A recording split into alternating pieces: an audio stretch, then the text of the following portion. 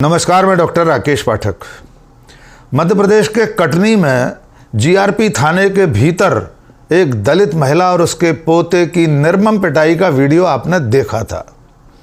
आपने देखा था कि किस तरह महिला पुलिस अधिकारी, उस थाने की प्रभारी और बाकी के पुलिसकर्मी महिला और उसके पोते पर किस तरह निर्ममता से, क्रूरता से डंडे बरसा रहे हैं, लात घूंसों से उसकी पिटाई कर रहे हैं।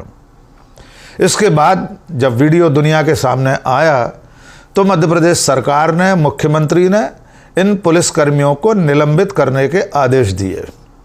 लेकिन कांग्रेस ने, प्रदेश कांग्रेस अध्यक्ष जीतू पटवारी ने इस लड़ाई को इससे आगे ले जाने के लिए आंदोलन छेड़ दिया।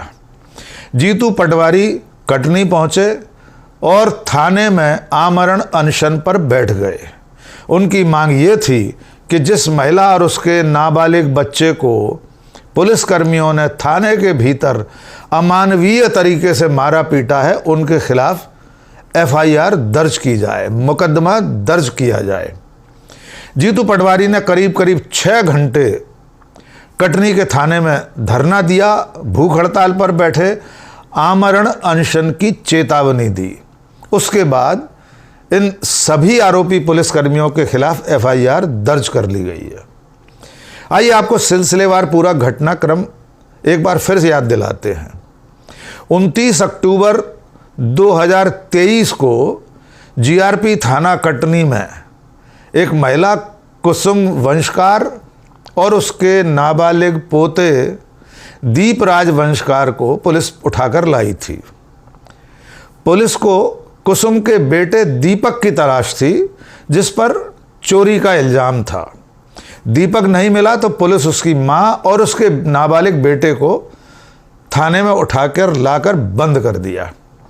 इसके बाद आपने वो वीडियो देखा होगा जो सीसीटीवी फुटेज में दर्ज हुआ, सीसीटीवी कैमरे में दर्ज हुआ, जिसमें पहले महिला थाना प्रभारी अरुणा वाह ने महिला की और उसके पोते की बुरी तरह से पिटाई लगा रहे हैं और उसके बाद बाकी का पूरे थाने का स्टाफ कमरे में दाखिल होता है और वो भी अमानवीयता की सारी हदें पार करके महिला और उसके पोते की पिटाई लगाते।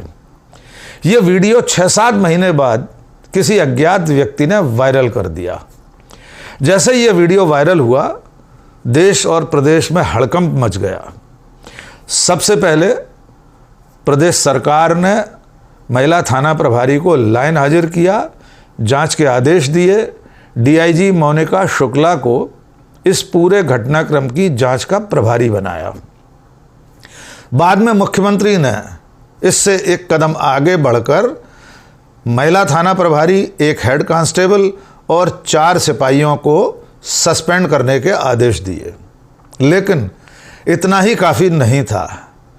मध्य प्रदेश कांग्रेस कमेटी और उसके प्रदेश अध्यक्ष जीतू पटवारी की मांग ये थी कि जिन पुलिस वालों ने निरपराध महिला और उसके नाबालिग पोते की पिटाई की है, कानून कायदे को बलाए ताक रखकर इस तरह से मानव अधिकारों का उल्लंघन किया है, तो इन पुलिस वालों पर मुकदमा दर्ज होना चाहिए।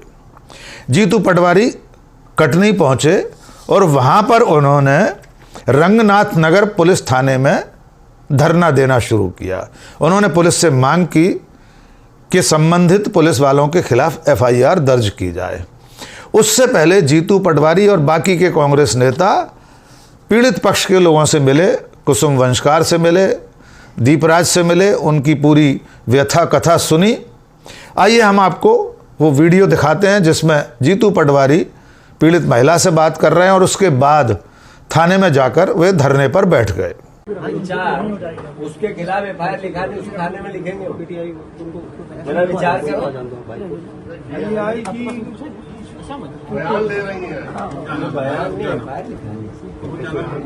नहीं, एफआईआर लिखाना चाहिए। एफआईआर लिखाएगी, इसकी लिखना पड़ेगी इनको। जब एक महिला आई है कि रात भर मुझे मारा गया, दलित महिला है, वो अपनी शिकायत कर रही है, हाँ, तो लीगल प्रोसीजर में उस थाने पे रेलवे में कैसे होगी? जिस थाने यहाँ करवा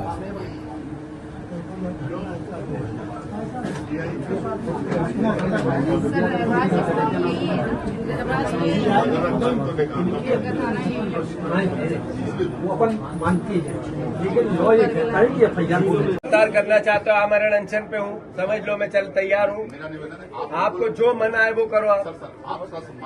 बिल्कुल महिला को जाके अपने डीआईजी साहब से मिला नहीं, क्यों डीआईजी साहब मिलेंगे? यहाँ पे डीआईजी को बुलाओ, चलो डीआई एक भाई हमारे मोहल्ले का तो ये थाना लगता है। मेरे एसपी से बात करा, एसपी से बात करा।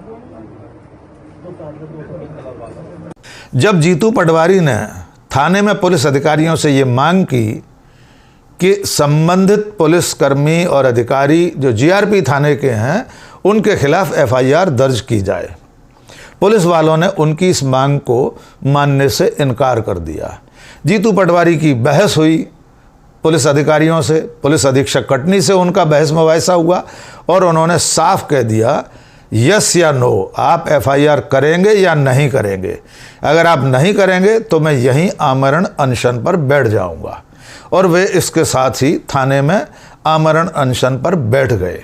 इस अनशन के दौरान उनकी पुलिस के अधिकारियों से बहस मुबाहिसा चलता रहा उनका। उन्होंने कहा कि मैं तो अनशन पर बैठा हूँ, भूख हड़ताल पर बैठा हूँ, आपको जो करना है वो कर लीजिए, आप मुझे गिरफ्तार करना चाहें गिरफ्तार करके ले जाइए, लेकिन जब तक दोषी पुलिसकर्मियों के खिलाफ, आरोपियों के खिलाफ एफआईआर दर्ज नहीं होगी तब तक मैं अनशन समाप्त नहीं करूंगा। इसके बाद जीतू पटवारी के इस धरने, भूख हड़ताल और अनशन की चेतावनी के बाद पुलिस इस बात के लिए तैयार हुई कि जीआरपी थाना कटनी की थाना प्रभारी अरुणा वाह ने एक हेड कांस्टेबल और बाकी पुलिसकर्मियों के खिलाफ जो उस सीसीटीवी फुटेज में दिखाई दे रहे हैं, जिन लोगों ने इस दलित महिला और उसके पोते के साथ मारपीट की थी, उनके खिलाफ एफआईआर दर्ज की जा रही है। संबंधित थाने में जहां पर यह धरना चल रहा था, जीरो पर कायमी हुई, उसे ऑनलाइन भी दर्ज कराया गया।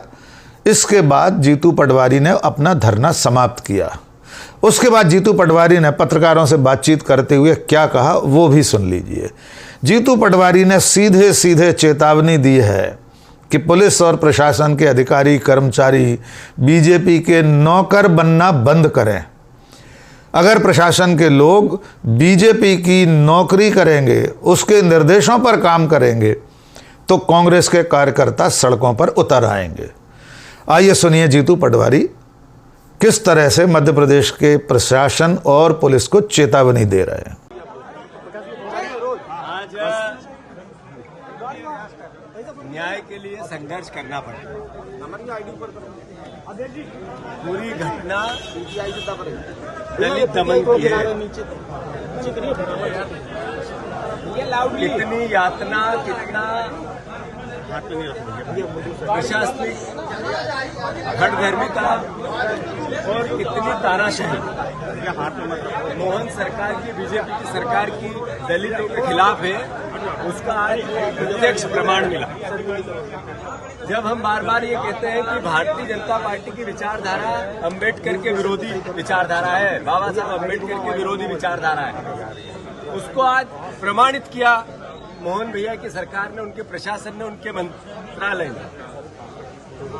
अल्टीमेटली झुकना पड़ा या न्याय देना पड़ा। मैं सभी कार्यकर्ता जो यहाँ उपस्थित हैं सबको धन्यवाद देना चाहता हूँ। सभी हमारे मीडिया के कर्मियों को खूब साधुवाद देना चाहता हूँ जिन्होंने ऐसे इशू को पब्लिक डोमेन में लाया, मेरे तक पहुंचाया। और हमने कांग्रेस पार्टी का विपक्ष का दायित्व निभाया और इस इशू को दलितों के खिलाफ जो अत्याचार, अनाचार हो रहे हैं उसके लिए एक उदाहरण के रूप में लिया। जैसा मैंने कहा, 6 लोग सस्पेंड हुए हैं, 4 और 1 5 सस्पेंड हुए हैं। अभी आने वाले समय में सब पे कोर्ट से इनकी नौकरी की परेशानी आएगी। मैं सभी कर्मचारियों से, अधिकारियों से इस पूरे मुद्दे के माध्यम से बात करना चाहता हूं कि आप बीजेपी के नौकर बनना बंद करो। आप प्रशासन का दायित्व निभाओ, सर्विस रूल के बुक के जो निर्देश आपको मिलते हैं या उसकी शपथ लेते हो उसको निभाओ।